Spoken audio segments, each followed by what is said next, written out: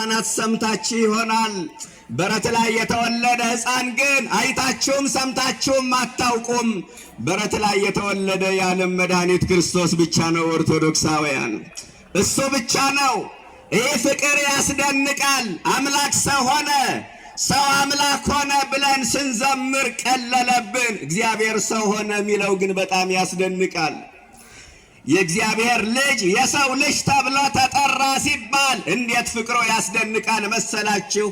እኛን ወደ ሰማይ ሊያወጣ እሱ ወደ መሬት መውረዱ እንዴት ፍቅሩ ያስደንቃል መሰላችሁ! እኛ በክብር ዙፋን ላይ እንድንቀመጥ እሱ በውርደት በረት መጣሉ እንዴት ፍቅሩ ያስደንቃል መሰላችሁ! እኛ ከመላእክት ጋር እንድንዘምር እሱ በእንስሳት በረት ማደሮ ፍቅሩ እንዴት ያስደንቃል መሰላችሁ! ኃያል አምላክ ሕፃን ሆኖ መወለድ እንዴት ፍቅሩ ያስደንቃል! የዘላለም አባት አንድ ተብሎ ዘመን ሲቆጠርለት ማየት እንዴት ፍቅሩ ያስደንቃል! ዓለምን የሚመግብ አምላክ ከአንዲት ታናሽ ብላቴና ምግብ ፈልጎ ሲያለቅስ ማየት እንዴት ፍቅሩ ያስደንቃል! የሱ ምግብ ፈልጎ ማልቀስ፣ የሷ እሽሩሩ ልጄ ብላ ማባበል እንዴት ያስደንቃል!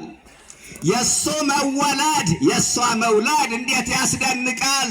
የሱ ትትና፣ የሷ ልልና እንዴት ያስደንቃል! ክብርና ምስጋና ለስሙ ይድረሰው። ይሄ ነው ሁለተኛው ለሰው የገለጠው ፍቅር፣ ሰው መሆን። ሰው መሆን፣ እግዚአብሔር መሆንና ሰው መሆን። እናንተ እንስሳ ሁኑ ብትባሉ ደስ ይላችኋል? እንስሳ መሆን ነው ሰው መሆን ነው ለሰው ልጅ ውርደቱ? ምእመናን ውርደቱ ምንድነው? እንስሳ መሆን ነው ሰው መሆን ነው? እንስሳ መሆን ነው እንጂ ናቡከደነጾር በአንድ ወቅት ከሰውነት ወደ አውሬነት ተቀየረ። ተከበረ ወይስ ተዋረደ? ተዋረደ። ሰው መሆንን እግዚአብሔር እንደ ውርደት ሳይቆጥረው ሰው ሆነ።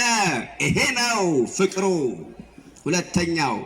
ሶስተኛው ለሰው ልጅ የገለጠው ፍቅር ነፍሱን ስለኛ አሳልፎ በመስጠት ፍቅሩን ገለጠ። የክርስቶስ ፍቅር ይሄ ነው። ከክርስቶስ ፍቅር ማን ይለየናል አለ። ወደ ሁለተኛው ሐሳብ ልውሰዳችሁ ኦርቶዶክሳውያን። ለሰማዕትነት ጊዮርጊስን ያነሳሳው ይሄ ፍቅር ነበረ። ዝም ብሎ ፍቅር እኮ አይመጣም። መነሻው የክርስቶስ ፍቅር ነው። መሪ ቃሉ መንፈሳዊ መፈክሩ ከክርስቶስ ፍቅር ማን ይለየናል የሚል ነው። እኛ ብዙ ነገር ለየን፣ ጥቅም ለየን፣ ፌስቡክ ለየን፣ ማህበራዊ ሚዲያ ለየን፣ ፊልሙ ለየን፣ ወሬ ለየን። ሰይፍ ሳይመዘዝበት የካደ ትውልድ አለ። ቅዱስ ጊዮርጊስ ግን መሪ ቃሉ ከጌታ ፍቅር ማን ይለየናል? እንዲህ ነው። ቅዱሳን ሰማዕታት ለክርስቶስ ያላቸው ፍቅር መከራውን አስረሳቸው። ለክርስቶስ ያላቸው የጋለ ፍቅር መከራውን ቀዝቃዛ አደረገላቸው። ለክርስቶስ ያላቸው ፍቅር መከራውን ማጣፈጫ ቅመም አደረገላቸው። ሰማዕታትን ወደ ደም የወሰደ፣ ጻድቃንን ወደ ገዳም ያስኮበለለ የጌታ ፍቅር ነበረ። ኦርቶዶክሳውያን እነ የዋህ ጳውሊ ትዳራቸውን፣ እነ አብርሃም መራዊ ጫጉላ ቤታቸውን፣ እነ አፄ ካሌብ ቤተ መንግስታቸውን ለቀው መከራ ወደ በዛበት ገዳም የገቡት በዚህ ፍቅር ተማርከው ነበር። አንተ ይህ ፍቅር ስንቱን ማረከ መሰለ? ስንቱን ከስጋ ፍላጎት ለየ፣ ስንቱን ገዳም አስገባ፣ ስንቱን ሰማዕት አደረገ። ለዚህ ፍቅር ጀግኖቹ ዝናራቸውን ፈተው ተማረኩለት። ለዚህ ፍቅር ባለሀብቶች ሀብታቸውን ሰጠው መነኑለት። ለዚህ ፍቅር ነገስታቱ ካባቸውን አሽቀንጥረው አክሊላቸውን ወርውረው ገዳም ገቡለት። ለዚህ ፍቅር ብዙዎቹ ብዙ ነገር ሆኑለት። ጊዮርጊስን ያስኮበለለው፣ ከዓለም ያወጣው፣ በመከራ ውስጥ እንዲያልፍ ያደረገው ይሄ የጌታ ፍቅር ነበረ። ይህንን ስል በምክንያት ነው። ለምን መሰላችሁ? የአባቱን ሹመት ለመቀበል ወደ ነገስታቱ ሄደ። 70 ነገስታት ተሰብስበው ክርስቶስን ይሰድቡታል፣ ይዘልፉታል፣ ይሳለቁበታል፣ ይረግሙታል። ወሶቢያ ነደ ልቡ በፍቅር አምላካዊት። ይኸውልህ ይሄ ነው የጌታ ፍቅር። በአምላኩ ፍቅር ጊዮርጊስ ልቡ ተቃጠለ። በምኑ ፍቅር? በአምላኩ ፍቅር ተቃጠለ። የኛ ልብ የሚቃጠለው አበድኩልሽ ሞትኩልሽ በሚል የዓለም ፍቅር ነው። ዓለም ፍቅር ፍቅር የምትለው ከፍቶት ጋር የተያያዘውን እንስሳዊ ተግባር ነው። ሰማይቱ ግን በክርስቶስ ፍቅር ልቡ ተነካ። ከዛ በኋላ ወደ ዓለም አልተመለሰም። ስንቱን እነግርሃለሁ።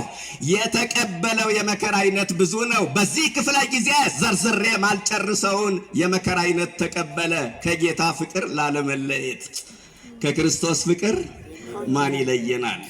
እና ወደ ዛሬ ላምጣችሁና ከክርስቶስ ፍቅር ላለመለየት ብዙ መከራ ተቀብለው የለ። እስኪ አንዱን መከራ የዛሬውን መከራ ላሳያችሁ። ዛሬ የተቀበለውን መከራና እግዚአብሔር ከዚህ መከራ እንዴት እንዳዳነው እንዴት አይነት ታምር እንደተገለጠ ልንገራችሁ።